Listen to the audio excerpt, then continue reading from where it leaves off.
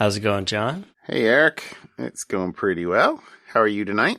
Fabulous. It's been actually very nice last couple days. And this weekend's supposed to be even hot, almost. Right? From Oregon point of view in the 80s.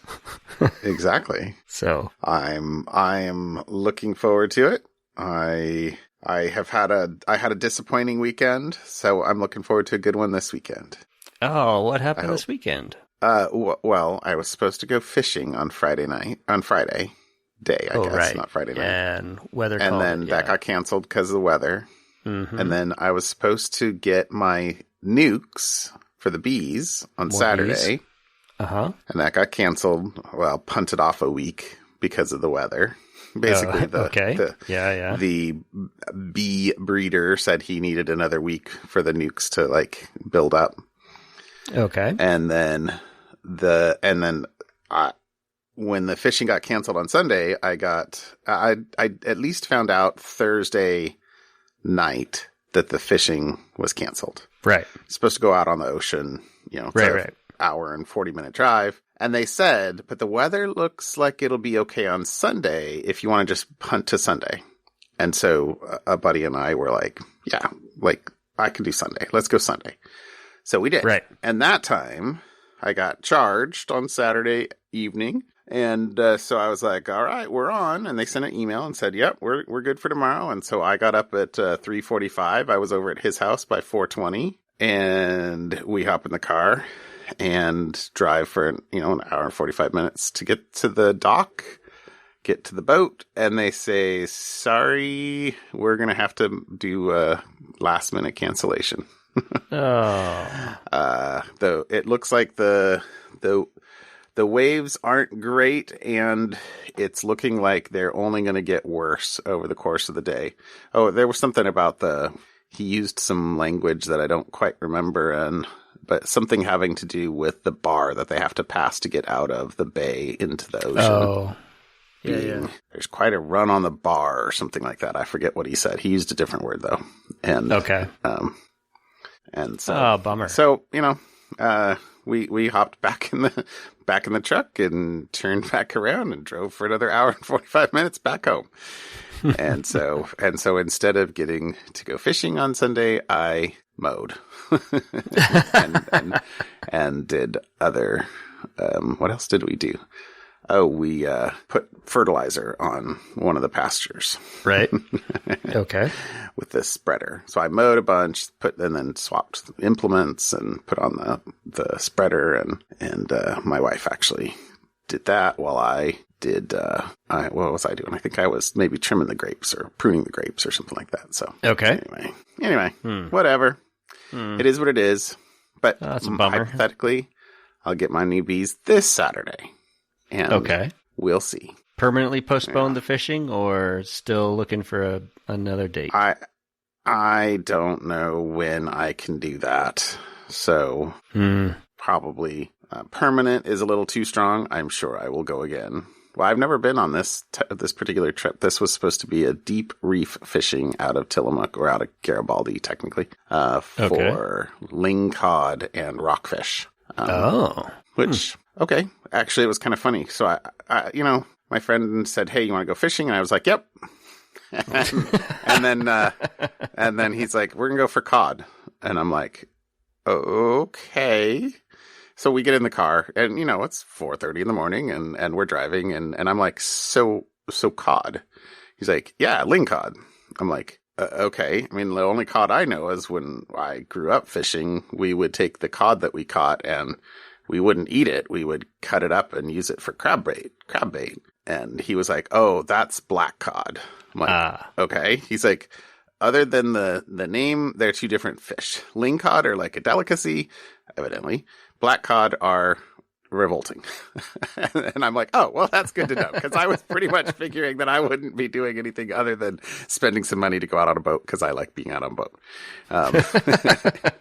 And so anyway, so I don't know. And yeah, I mean, I was like, what kind of rockfish we catch? And he named off some stuff. I don't know. I don't really remember keeping rockfish whenever I've, done deep, I don't know what you call it, deep sea fishing, but, other than red snapper, we would catch and keep red snapper growing up.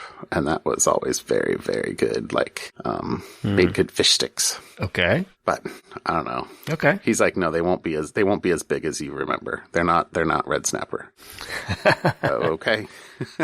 Whatever. Anyway, I was looking forward to it. And it was like a big boat. It was like a 50-foot boat. And evidently they go 10 or 20 miles off. Oh, wow. Coast to evidently there's a reef that's only like 350 or 450 feet deep. That's where they go for cod fishing, I guess. Okay. The other funny thing that he told me that I had no idea about. He was like, because I've never been tuna fishing. And so I was asking him about tuna fishing. And he's like, tuna fishing is evidently really expensive, like cost to go. And I'm like, oh, why? And it's pretty much, well, because they generally can't run that many lines. And they have to go like 50 miles offshore.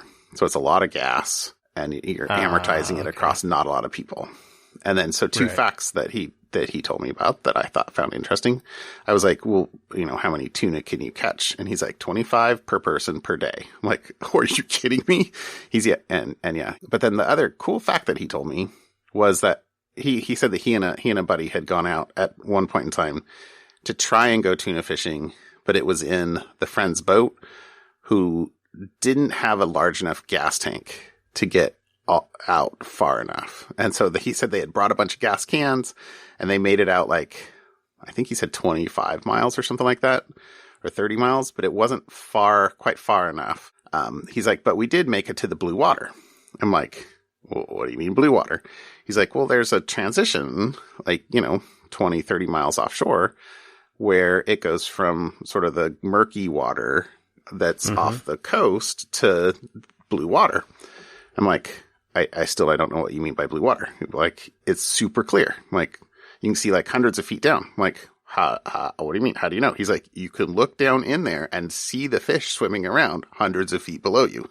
If you hook something like, a couple hundred feet down, you can watch it like as you're reeling it up, but hundreds of feet down.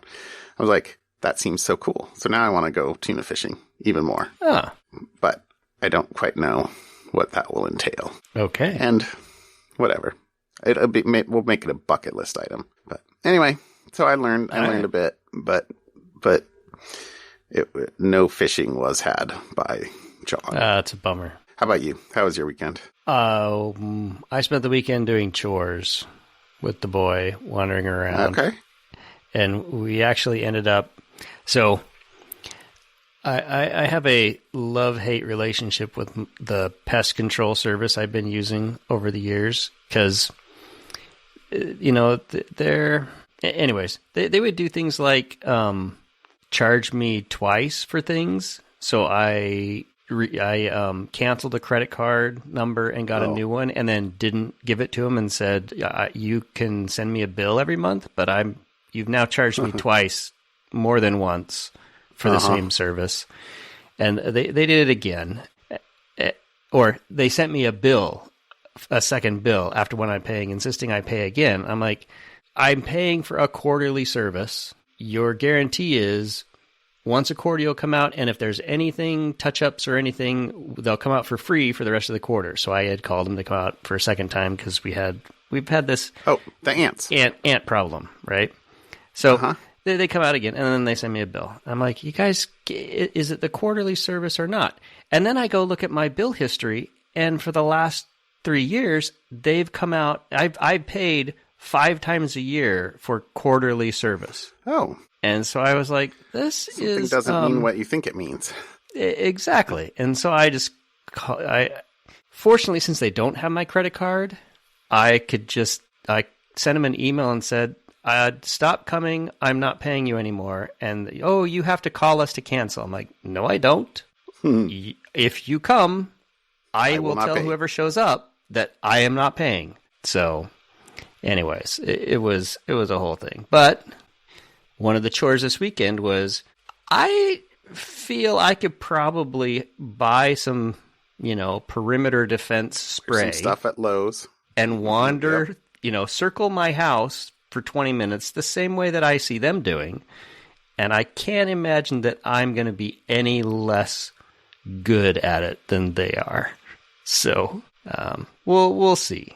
So that's my epiphany this weekend. So when it's going to be nice and warm and not rainy, I am going to take the boy out, and he's actually very excited about this, and basically show him this is what it means to do this. And if that means I go to Lowe's and buy $12 of perimeter pesticide once a month, that's still cheaper than I was paying the pest control place for, a year's worth of service. So totally, we're going to try that. We're going to see how good I can do at that. Totally. And that'll work until a large number of spiders show up in the house. No, that'll totally last longer than a month too. I mean, unless you buy the smallest thing. No, I'll read the instructions on the bottle. Lowe's had a buy one, get a free refill. So I bought one and got a refill thing. I'm yeah, $12. Okay. I'm in. There you go. So we'll see. And, well, I only do that once a year, generally. So, okay. And normally here in the spring. So, okay. Yeah. I mean, I'll do it and then wait to see what bugs show up inside the house and see if I can get away with doing it myself. It's not rocket science. It's not that it's that hard as rocket science. It's time that Eric has to spend instead of actual schedule it. But somebody else. Pay exactly. Your son. If I get the boy to do it and he does a good job, that's money well spent. Wear a mask. There. Yeah. Where we have lots of those around now. Exactly. Yep. So all good. So that was my weekend, is doing a bunch of chores and an epiphany that, I can probably wander around my house as well as somebody else and spray something. We'll see. Well, my other fun chore this weekend, and I told you this at lunch, but I still find it funny, so I'll say it publicly too. I've been working for the last couple of weeks on my tiller, this small tiller, and I wouldn't start, so I changed the spark. I checked and I changed the spark plug. I changed the air filter. I changed the gas. I hadn't used it for a couple of years. Changed the gas. Then it still wouldn't start, and so I bought a carb kit off of Amazon. Changed the carb kit. Changed the fuel line. It's all working. Everything seems to be working. Still wouldn't start. Did some YouTube debugging on how to diagnose the next thing, and eventually realized that. Dear listener, do you know where this is going? And actually, it literally was when YouTube is having me, hold the spark plug in my hand and ground it while I'm pulling the starter to see, okay, it's getting spark there. So then when you put it back in, if you still, if it's not starting up, then it's something with the ignition coil. And so to diagnose the ignition coil, you can disconnect the ground cable, and if it starts up, it's the it's not something in the wiring. It must be a bad ignition coil.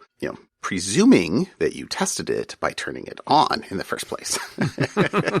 Anyway, and so the next day, I hadn't actually bought I was convinced it was a bad ignition coil, and so that was my next thing. I was like, okay, I'm gonna go buy an ignition coil. And then as I was thinking about, well, how in the world am I going to replace that? Because I watched the YouTube video, and but it was a different motor than the one I had, and it's like, it's got to be something in the wiring. And then I was like, but wait, if there's wiring, there's a switch. I don't ever remember turning on a switch. Oh crap. One of those, I felt like I sent a picture to my wife of the top of the handle that literally has on off switch. I'm like, what happens when you turn this on and you pull the cable? It starts. So tonight I took it and tilled the first one of our garden beds, and then took it 5 minutes to till, which is awesome. And then I had to spend a half an hour picking out the weeds and the kind of right along the edge, kind of clean it up a bit, and blah blah blah. Anyway, but it was fun, and I got it work. I mean, it's working. Yeah, I'm not sure if I got it working or I successfully demolished and put back together without any purpose at all. But that's okay. That's the air filter really did need to be replaced. That's funny. All right. Well, let's hope that this weekend is a good weekend. It's supposed to be like... I am excited. Like I am going to barbecue. I'm going to pull the barbecue out of the garage, put it on the back porch, and we're going to make fire and burn meat. Okay. Good. That reminds something I did today was I replaced my barbecue burners because I know you don't like fake fire, but I have fake fire grill. Remember that. But my burners, like we did hot dogs this past week, and like the burners just, they just come out of the back, and I'm just like, okay, I need to, the burners are split. I need to replace them again. So I bought some off Amazon. And I go to replace them, and they literally were completely decomposed. Like, seriously, the gas must have just been flowing out the back and then just, been on fire. And so I took a picture. I'll have to send you a picture. But it was particularly bad. My wife was like, "What am I?" I sent her a picture. She's like, "I don't even know what I'm looking at." I'm like, "It's not what it's supposed to be." Anyway, Cooking with John. I'm ready for... There's fire. Yeah. Well, I just kind of kept the burgers towards the back. Anyway. All right. How about a topic? Okay, so the thing that caught my eye this week, I don't know if you saw this, was a couple tweets about a ransomware game. The LockBit Ransomware gang was discovered, or it's been discovered that they're actually building ransomware specific for Mac Apple products, Mac OS. Really? And so there's it's not just, anyways, it was in the Objective-C blog, which we talked about last week and a few weeks ago. So this is yet another Objective-C blog, but Patrick Wardle goes through and talks about how this ransomware would work. And what the decision is the discussion and conclusion basically is this really isn't a problem right now because it doesn't work with Apple security stuff, just the basic security stuff. It's not notarized, so it won't run on Apple systems as long as they have notarization done. There's a number of other bits and pieces that it's not signed correctly. There's a lot of reasons why Apple just won't run it at all. You can force it to run, but you've got to jump through hoops to make it run. So it's for the average Mac user at this point, not a problem. But the point here really is if a ransomware gang, a large one like LockBit, is actually testing, like they built enough of it to start testing it out. Clearly it's in development. Code in development for ransomware on a Mac. It's only a matter of time before they have something working and ransomware starts targeting people with Apple devices. And this runs on Apple Silicon. And Patrick Wardle goes through the whole thing, chops it up, looks at all the code, gives reasons why it's not a problem for Apple people today. But that, hey, it's clearly now on their radar enough that someone is spending engineering effort and time to try to figure out how to do this for the Mac. But the piece that I thought was most interesting was they found the ransomware messages, like what it's going to tell the end user. And not only, normally it says, hey, your computer has been hacked, if you need to pay us this ransom, or we're going to sell your data on, the dark web, and it'll be cheaper for you if you just pay us our money. This one also includes, and I'm just going to read it here, a specific message for companies who have cyber insurance. It says, very important, for those who have cyber insurance against ransomware attack, insurance companies require that you keep your insurance information secret. This is to never pay the maximum amount specified in the contract or pay nothing at all, disrupting negotiations. The insurance company will try to derail negotiations in any way they can so they can later argue that you will be denied coverage because your insurance does not cover the ransom amount. For example, your company is insured for $10 million. While negotiating with us, your insurance agent will offer us the lowest possible, say $100,000. And we will refuse that paltry sum and ask for $15 million. At which point, the insurance agent will never office that top threshold of your insurance of $10 million, and he'll just refuse to pay. And then, because you were only insured for $10 million and not $15 million, and the bad guys would only take a minimum of $15 million, they don't have to pay anything. So it was an interesting note in the messaging to tell you how to help deal. And the message actually cuts off, but I assume it would probably go on and say, so you need to tell us how much your maximum is so we don't ask your insurance company for more than whatever the maximum is. So that, your insurance company can pay and we can defraud your insurance company and not just you, both you and your insurance company. So anyways, I hadn't seen one of those before. Yeah. So there's a lot of this in the news. There's a Bleeping Computer article that's actually pretty good. The one on Objective-C blog goes through slicing and dicing it and showing exactly what it does, all the bits and pieces. So if you're interested in the technical bits, go see the Objective-C blog. If you just want to read about it, check the Bleeping Computer article. I'll probably put both links in the show notes. Okay. So that's what I got today. Remind me Apple's new file system. APFS. APFS, right. Ding. Right. Thank you.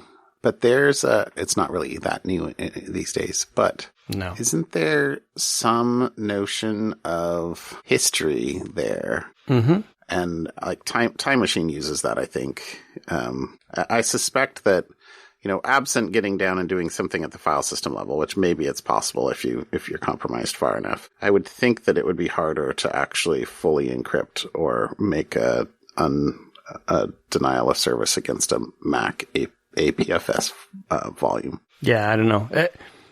I don't recall reading anything specifically about APFS in the article. It was just more around the security controls in Apple that you would have to, the ransomware would have to figure out how to get around before it could even become a viable option. Right. Makes sense. All right. Keep your eye there. So the article I brought tonight was a Kubernetes attack. So this appears to be against misconfigured Kubernetes clusters. Mm-hmm. Because they mentioned that they have, quote, recorded and analyzed an attack on one of our Kubernetes honeypots, which utilized the RBAC system to gain persistence. IAM. By any other name. Mm-hmm. Yes. The attacker deployed containers using daemon sets to run Monero crypto miners. Of course they did. So let's see.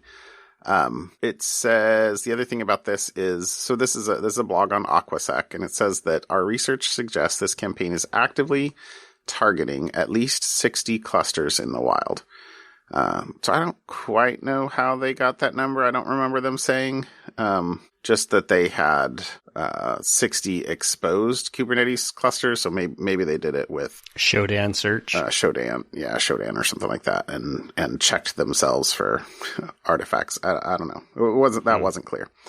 But so the interesting thing here is that it says the attacker attempted to delete some existing deployments in various namespaces, including Cube Secure and then a bunch of stuff.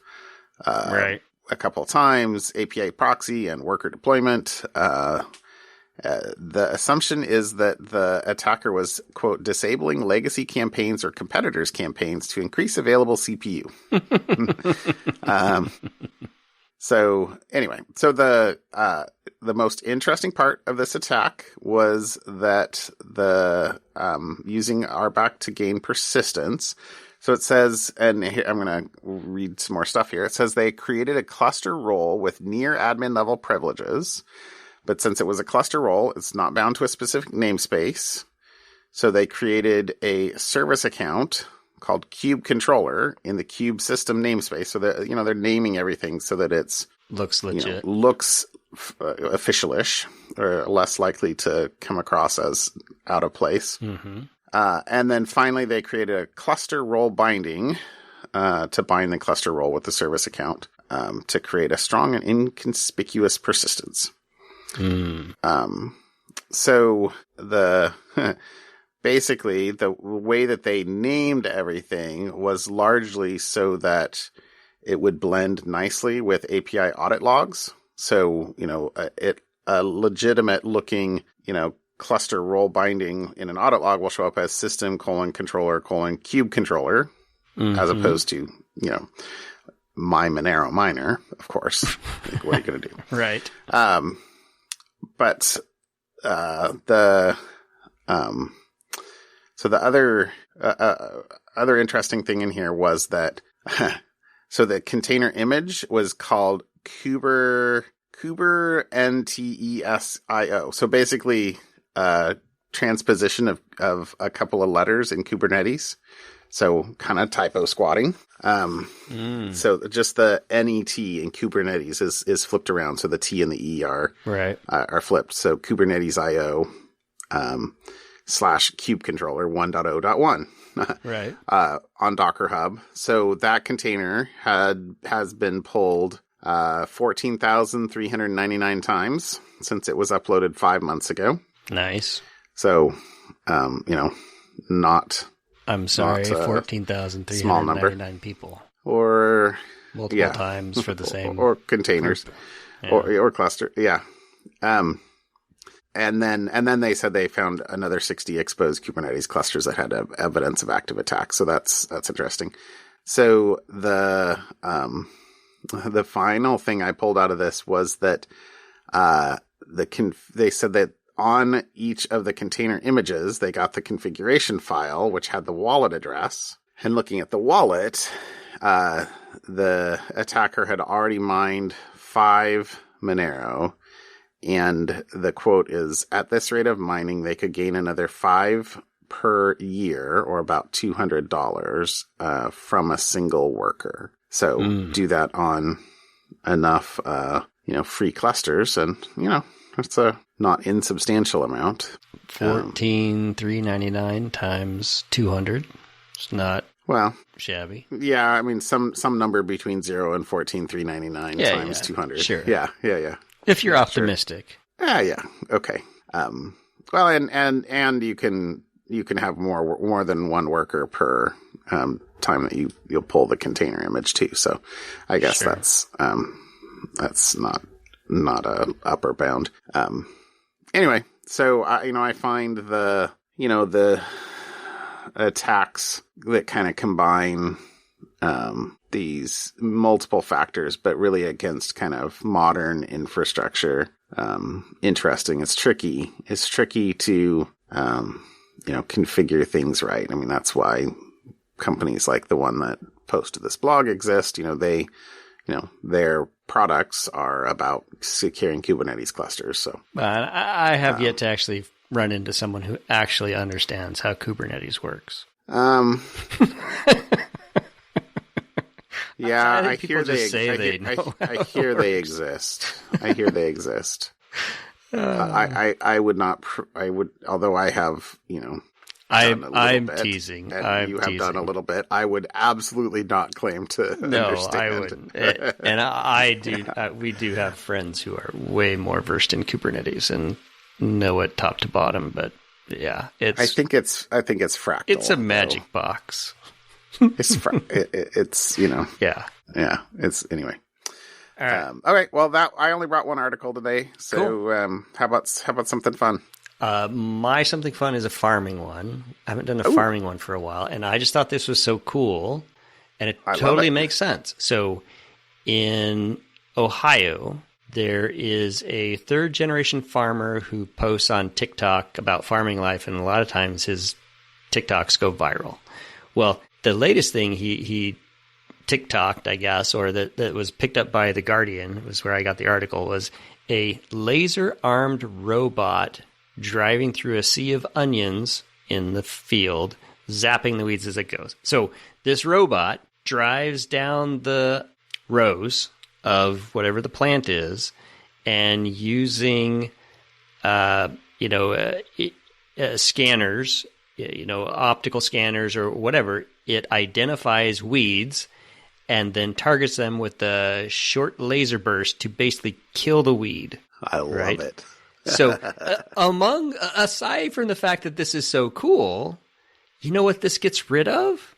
Pesticides. Which, stuff, maybe not so necessarily pesticides until it can actually start killing the crickets as it goes down there as well. But a lot of the plants and, weeds and things that normally you're trying to kill off, not just the bugs that get into your things, which is so cool because it can kind of reduce the herbicide, I guess is what it is, not pesticide, but herbicide usage for killing certain types of weeds. And, now maybe I don't need to have certain seeds from a certain company that are grown to be resistant to certain weed killers, because now the laser just targets the weeds and I can grow my crops.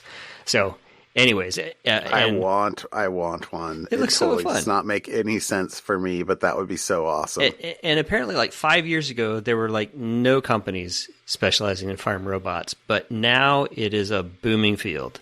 And the market, it says the global market for these agricultural robots, which can also be designed to perform tasks such as seeding, harvesting, environmental monitoring, is predicted to increase to $5.4 billion in 2020 to more than $20 billion by 2026. Things scale up very quickly in agriculture, says Shay Myers, the TikTok guy. So I'm just scanning this article, and I love the notion that it says FarmWise sells robots weeding labor rather than the robots themselves.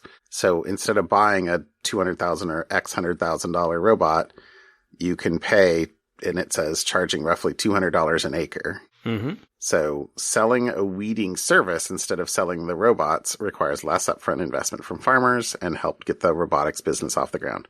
See, I love Brilliant. that. Like, get it? Like, how much is it worth it to have, sort of, chemical free, I presume organic, farming, and, Well, and what's the cost of the chemicals? What's the cost of crop dusting? What's the cost? What are the costs? I'm sure the robots are still more expensive, but maybe at the smaller scales, it's about even, and it just needs to figure out how to scale up to make it cost effective for the half the state farms that need this kind of stuff. But yeah, it's totally cool. And the best thing about this is the robot tractors are probably all automated and don't need humans either. So the whole thing is just computer programs running up and down fields, zapping weeds. It just sounds cool. I love it. I love it.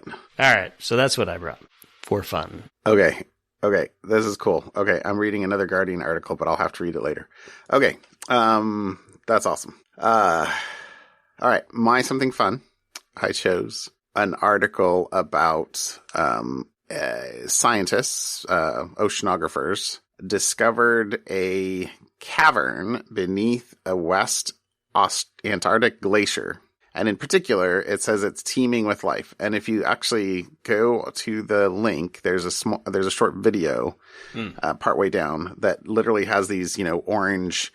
They said that, they can't quite tell what they are, if they're what they call them, amphipods or something. I don't know. But this is like 500 kilometers from the open ocean on the coast of Antarctica. But underneath, it says the ice, 800 kilometers from the South Pole. You see nothing but flat ice extending in every direction. The ice is some 700 meters thick and stretches for hundreds of kilometers off the coastline.